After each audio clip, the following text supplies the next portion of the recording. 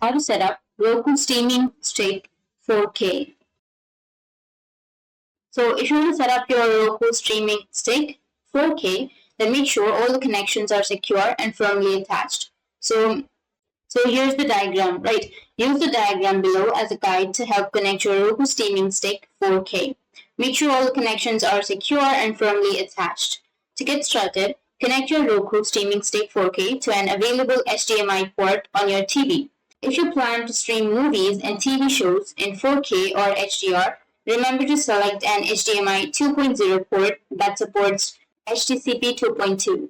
If your streaming stick will not easily connect to the HDMI port on your TV due to space restrictions, then you may wish to get a free HDMI extender cable. Next, plug the USB power cable into a suitable power source, either the USB port on your TV or preferably a wall outlet. Finally, attach the Wi-Fi receiver firmly to the Roku Streaming Stick 4K. A poor connection will prevent your streaming stick from connecting to your wireless network and ultimately the internet.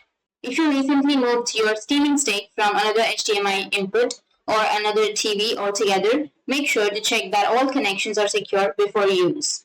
So attach the power adapter to your wall socket and then attach the USB power cable with long-range Wi-Fi receiver to your power adapter and attach your Roku Streaming Stick 4K to your USB power cable with long-range Wi-Fi receiver.